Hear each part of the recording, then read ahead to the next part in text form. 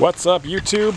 I am here at Xtreme Exotics Foundation. We're going on an awesome tour to see some cool animals.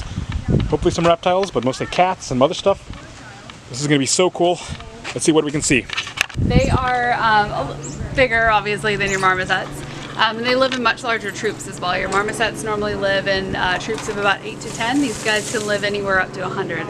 A troop of 100. They're very mischievous. They're mostly arboreal and they come from northern South America. They are also one of the most intelligent species of monkeys as well. They have the largest brain to body ratio. Wow. And they're most similar to us physically as well. So they resemble us most anatomically. So this is a mom and then 2 babies and then a single female. Their tails are not prehensile, but you can see that they kind of stabilize themselves with it. So they just mostly use it for balance. And they're omnivores. They'll eat pretty much anything. Wow. Oh, Sorry. She's so cute. This is a nice one. These are so cute. I know. Again, guys, not the best pets. Yeah, no, they make horrible pets. They're very, very stinky. Male squirrel monkeys actually urinate on their hands and wipe it on things to scent mark. So, yeah. Yep, I always tell people if you want to touch the monkey, you need to, like, basically bleach your hands afterwards. Yep. They're fur, and then they also are in the illegal pet trade as well. They'll capture them and then they'll send them to facilities. So they're one of the smallest species of otter. They're also one of the most intelligent species of otter. They have been observed in the wild catching a crab, and then they'll leave it in the sun after they kill it. So the sun does the work of cracking it open so they don't have to. They're also incredibly possessive. So they like to hoard things. You can see they have rocks all over the place. They have webbed feet that help them swim. And then they are basically waterproof up underneath that hair. So even though the hair is wet, the skin up underneath it is completely dry. And they also mate for life as well. So that is our female. And then our male is over there playing on the bowl right there. Brian Barczyk would go nuts right now. He loves otters. He's trying to get an otter. Loves our otters. He's been out here a few times. Yeah. Barczyk's a lot of fun. I have fun whenever we're out here with them. Yeah. They do use the slide. Everyone always asks if they use their slide. They absolutely do. And then the drain cover is not on there because they like to use that as an extra entrance into that pond. So, you guys are so funny. Yeah. So funny. Look how funny you guys are. Bella, what are you screaming for? This is our female, and then Rufus is coming up out here. So you can see he kind of moves a little bit differently. So he came to us he's got kind of a special story. So he came to us from a zoo down south. He was found next to his mom that she had been hit and killed by a car. So because they are a native species, they did a release assessment on him to see if he was releasable. They found that he had deformities on all 4 of his legs, so he was deemed unreleasable. So we are in the process of building a special handicap Rufus accessible pond for him over there because river otters swim a lot more than your small clawed otters do. So they can dive for depths of up to 60 feet and they can hold their breath for about 8 minutes if they need to. Incredible athletes. All of our otters, we feed them twice a day because their metabolism is so high because they're constantly running and playing. They burn off their food almost immediately. Otters also, they make horrible pets. They can be very, very aggressive, but they're very, very intelligent, so they know how to get you to do what they want you to do. So these are native here in Florida? They are, yep. They go up to the native to the southeast part of the U.S. Yes. So Florida, Georgia. Yep, and I believe there's that like kind of makes an arch, like across northern United States as well. So. River otters are really, I like them. I'll go with eventually. So this is Hazel and Autumn. They're all the way up at the top.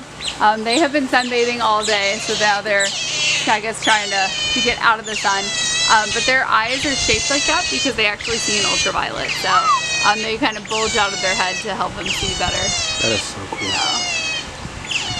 What do you see, Miss Hazel? What do you think, sweetheart? So the sad thing, as I've heard, is that unfortunately these guys are going to be extinct within the next 10 years, which is unfortunate. We got to do a better job of trying to conserve these animals because I really want to see otters. I mean, lemurs. It's important for places like Xtreme Wildlife Foundation to do what they do to breed and preserve these amazing creatures. And it's all about conservation through education too. A lot of times people don't know anything about these animals, and then when you come and put a face to them, you're like, okay, what can I do to help and preserve them and keep them in the wild as well? So. So Miss Angel is right over here. She's another black and white rust lemur. She is very sweet. She'll probably get right up to you. Look Miss Angel girl. Look at that cute. Hey, hold still. Look at my camera. Angel, what are you doing? Come here. She's like, scratch my armpit.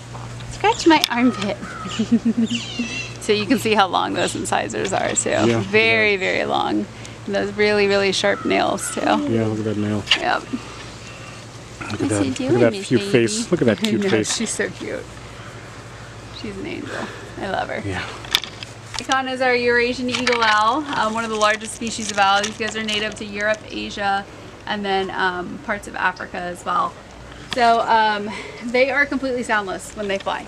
So that goes for not only when they're gliding, it also goes for when they're flapping their wings. So this is an animal that you're not going to know is on top of you until they are on top of you. He also has these bright orange eyes. So those eyes, you can tell what time of the day they hunt. So he has the orange eyes, which means he's a diurnal hunter. So that means that he hunts at dawn and dusk. Your owls that hunt during the day are going to have bright yellow eyes, and then your ones that hunt at night, like your barred owls, are going to have dark eyes. So that helps them camouflage, but it also helps them allow more light in so that they can see. His average wingspan can range anywhere from 6.5 to 8 feet. So it's a very, very large animal, and he's pretty lightweight as well. So they have to be obviously to fly. So he'll eat 2 medium frozen thawed rats a day, and then he will absorb what he needs from the rat. So meat, organs, muscle, things like that, fat, and then he will regurge a pellet. You can crack open that pellet and you'll find all the nails and bones and teeth and everything. My freshman year of college, I remember I took apart a pellet. Wasn't not as bad as most people say it is. But. Yeah, no, that actually was one of the highlights of my high school career. I thought it was so cool. Your kookaburras do that as well. They also regurge pellets, so which is pretty interesting. Clear out every single one of those nostrils as well. Wow. But yeah, he's gonna come up to you. Come here, Gary. Come on, Gary. What's he doing? It's okay. I can hurt you.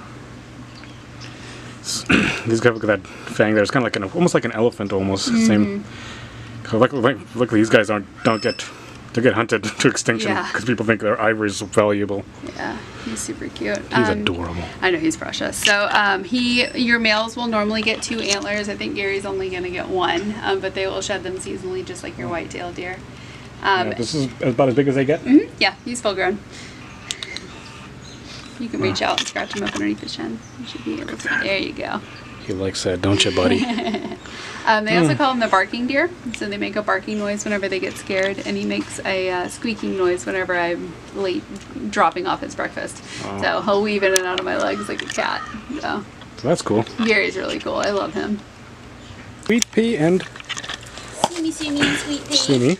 These are clouded. This is Sumi. So these girls are clouded leopards. They are from India, and they are listed as vulnerable. So there are less than 10,000 of them left in the wild. That is so sad. There's not a whole lot known about them. What, baby? Because number 1, there's not very many of them in the wild, and number 2, they're very elusive as well. So not a whole lot of studies have been done on them. You can see those coats are what give them the name the clouded leopards. So they are hunted for those coats. And they are members of the big cat family. So they're in the same family as your lions and your tigers, but they're the smallest of the big cats. But they have the largest skull to canine ratio out of any of your big cats, which makes them the closest living relative to a saber-toothed tiger. So this is what most of your domestics will descend from. So because they have those really big canines, they're also hunted for their teeth. People will use it for jewelry. Wow. Quit. You need trouble today. Which are fur is soft. Yeah, they're really soft. That's my jacket. That's why people want to. Just unfortunate. Yeah, there's a really good documentary on Disney Plus about them. Okay. It's called Return of the Leopards, I think. So it's actually a dimorphic species. So the males are going to be a little bit bigger than she is, and they'll have a bright orange beak, and then your females will look like her. They're a little bit smaller and have a black beak. So pretty interesting. They don't necessarily like chew their food. They kind of just pick it up and throw it back like a toucan. Yeah. And then she'll eat mostly, she really likes bugs. So we'll do a lot of mealworms, do some crickets for her. And then she loves scrambled eggs and mixed vegetables too. So. Remember when I was on a South African safari, I forgot, I don't know what kind of hornbill it was. I remember seeing a hornbill picking at a car because it was she's so funny. They've been inside for the, in their indoor enclosures for the last couple of days just because it's been so cold for them. So they're definitely enjoying the sunshine. Yeah, it's down in like the 20s out here. So over here we have Skittles. Skittles is a rainbow lorikeet. These guys are from Australia. So he's got a hooked beak, which looks pretty different than Zazu's beak. So he'll use that to hang on to things and climb up and down. But he'll also use it to crack open food as well. So they mimic just a little bit. So he's showing off. So they mimic just a little bit. He likes to tell me he's a pretty bird, and then he'll whistle. And then he says, hello, hello. Pretty bird. Pretty bird. Hi. Hello, pretty bird. These guys do not make good indoor pets when they poop. It is like liquid projectiles. So just watch your camera. And then they will eat, we prefer to feed them like a nectar. It's kind of like a rapashi that will mix with water to kind of make like an applesauce consistency. Wow, so if he had it his way, he would only get the nectar. He does not like the fruits, but we try every day. So, pretty bird, I love you. Yeah, because I remember I had a green chick conure, and I remember that bird's beef crab is just a bit of a pain. Yeah, African spotted meerkat, or African spotted genet, sorry. But you can see her tail is wrapped around her, so they have very, very long tails. They are primarily arboreal, but they will hide like in like logs and things during the day because they are nocturnal. So she has semi-retractable claws, very, very sharp teeth. And then their ears have blood vessels that help keep them cool. They kind of look like if you crossed a Bengal with a ferret. They kind of play the same way. And they have a very distinct odor, so not a good pet. They kind of smell like Fritos. And they require a Class 3 permit in Florida. So definitely an animal you'll want to keep inside. So, but she's a lot of fun. This is the OG. OG. We have two females that live in the house. We have Marshmallow and Flufferton. These guys are Badeared Foxes. They are from Africa, and like most African species, they have those really big ears that help them hear and also help keep them cool as well. So, oh no, it's okay. He's not gonna bite you. This one right over here, you can pet if you want. So they probably will rub their head on you. They do scent mark. So if you smell different to them, they're gonna like scent mark you, but they're not gonna pee on you. So, yeah, they're really cool. Yeah, I can do that again. Oh. They do dig, so they can hear the bugs and stuff. And so they eat mostly bugs. They kind of like the dog food, but they mostly eat raw meat. So. Wow. So they are also threatened. They're spotted. They look like little leopards. So they're hunted for their coats, and then habitat destruction as well. Midori is very, very sweet. They're also pretty rare to see in facilities as well. Only about 40 facilities in the country have these guys. Hi. They're pretty elusive. Kind of like to stay to themselves. I always tell people she looks like the real life Puss in Boots. What's she doing? And then she is a carnivore, so she'll do the raw meat. She likes hopper mice, and then in the wild they'll eat, you know, amphibians and small reptiles. Wow. Hey, kitty. And there's heat pads and blankets in all of these houses, which is why most of these guys are in their houses. Yeah. Tucker's cat there. Again, not a good pet. She's a common brown lemur. She is just a baby. She's only about 9 months old. So this would be, I think this would be, what's the other one? Maurice. Yeah, probably. I like the brown lemurs. I think they're funny. I like the way that they grunt and talk. But you can see she's got those opposable thumbs on her front feet as well as her back feet, just like your rough lemurs do. And then those tails, they use them for balance because they hop all over the place. And then you can see the females have the darker face, whereas the males have the lighter face. Hi, Lucy. Hi, Lucy. She's so sweet. So we'll come right over here. We got a couple more lemurs. So this is one of our other females. And then we have a male that's coming up to you right there. So he has that gold face and very, very long, very, very sharp teeth. He's like, hey, I want to play with that camera. Yep. She likes to ride around on me whenever I'm cleaning. So, he's a baby. Hey, buddy. Raccoons, this is Sid. But they do, they probably just have babies that they're trying to feed, and they also adjust their sleep cycles just like we do. Raccoons make horrible pets. They can carry rabies, and they can also, if you don't have consistent time to spend them every single day for the rest of their life, a lot of times the bonding that you've done at a young age will just go away. So they can be fun as long as you have enough time to dedicate to them. Yeah, I wonder if the Burmese python population is affecting the population of raccoons here. Some people say it is. Oh, I don't know, because they eat them. I don't know. Yeah, I doubt it. To research that. It's a beautiful animal. Yeah, he's really cool. So this is Miss Rosie right here. Hey, Miss Rosie Boo. Alright, so if you want to scratch her up underneath her chin, you can, but she'll grab onto your arm. She's not going to hurt you, she's just going to grab onto you. So Rosie is an albino eastern gray kangaroo. You can put her on her shoulder. There you go. She's so soft. She's an albino eastern gray kangaroo. We have Tulip over there as a Bennett's wallaby. They also call him the redneck wallaby. She's actually the largest species of wallaby, so she'll get to be about the size of Rosie. We thought she was going to be a miniature, and we were like, no. And then we have Ruby over there as our red kangaroo. So this is the albino. What you said? This albino eastern gray kangaroo. The albinos. Recessive? A lot of people. Yeah. I think. I don't know. I can't remember my Punnett squares. Yeah, albinism is a straight recessive trait because I'm hoping to start breeding reptiles, so that's what I know. Yeah. So a lot of people ask if she has vision problems. She doesn't. The albinism doesn't affect her vision. But she does get a little bit sunburned in the summertime. So kangaroos, like you know, they come from Australia. They are considered invasive in Australia. So there are twice as many roos as there are people. And they are very, very destructive. I thought kangaroos were native to Australia. They are, but they're like, so invasive means that they heavily breed. So they can have 3 joeys at a time. So they'll have a joey on the ground, a joey in the pouch, and then a joey that they hold inside of them. So the joey will come out of the pouch after about 6 to 8 months, and then she'll release what basically looks like a fetus. And it comes out of her, it crawls up on using her fur, and then goes into the pouch, at which time she'll breed again, and then she will hold that embryo in stasis until the joey comes out of her pouch. They can also pause their pregnancies as well. So if conditions are not ideal, they will pause their pregnancies until they feel like it's safe for them to breed again. That is cool. American Coatimundis, same family as your raccoons, so you can see they got that same striped tail.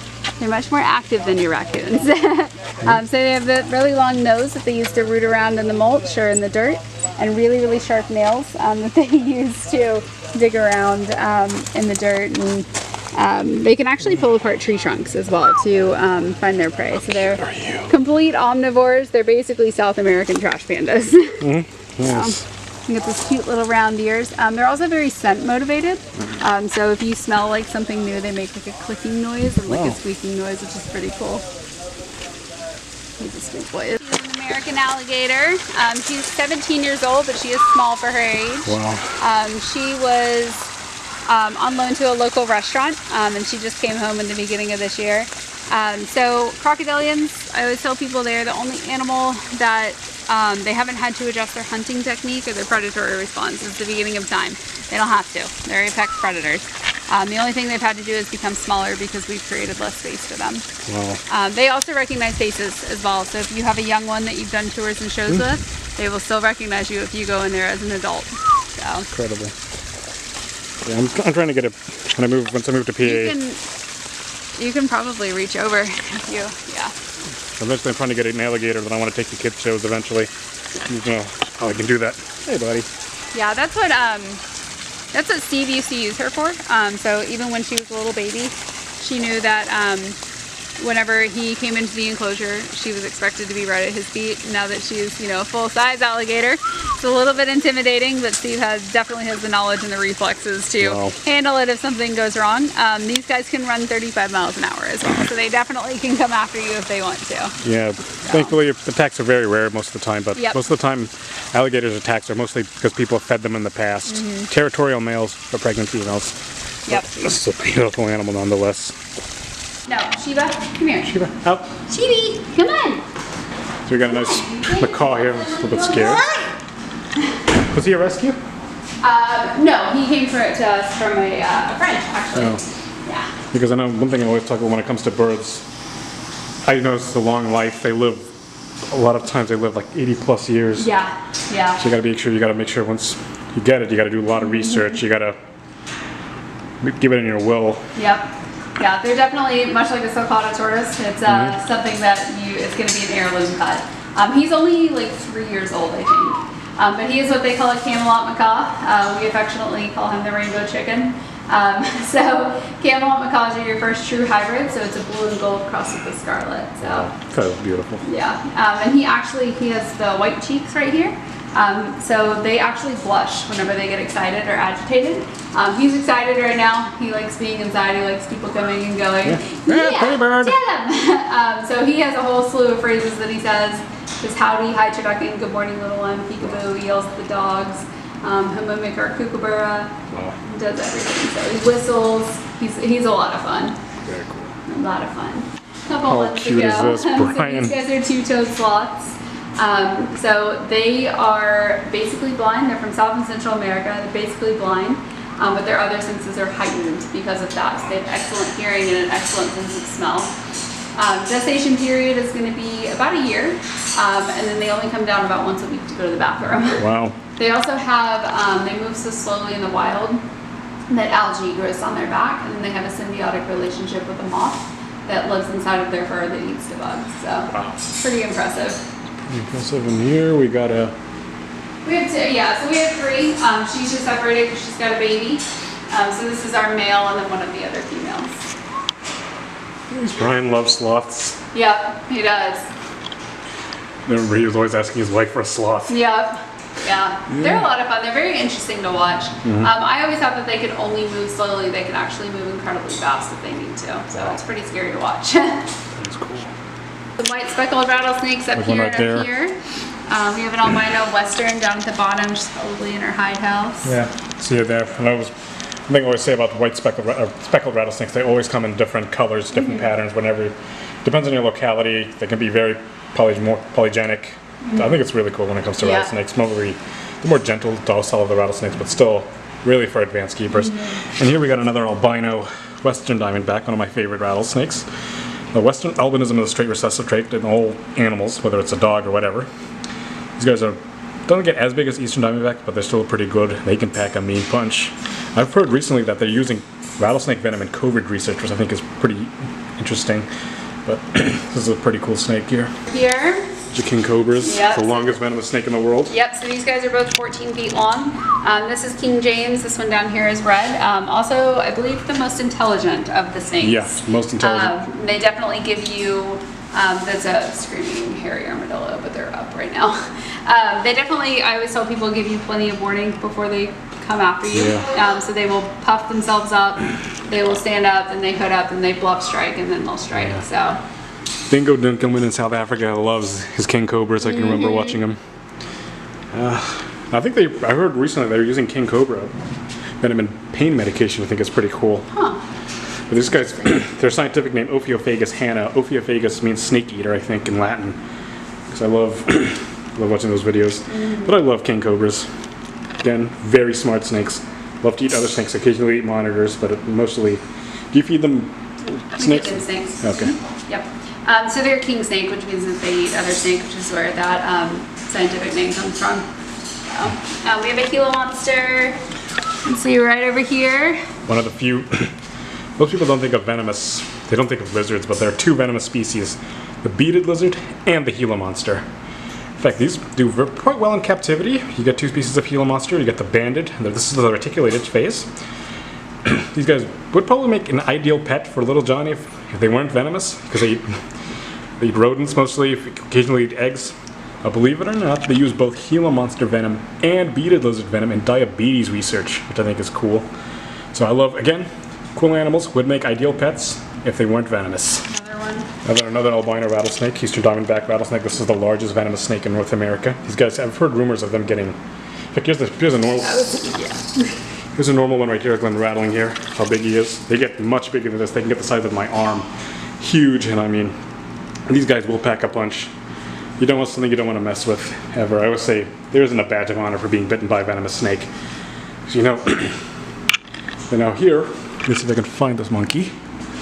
There's a Copperhead there. Rhino viper here. They recently found a leucistic rhino viper somewhere.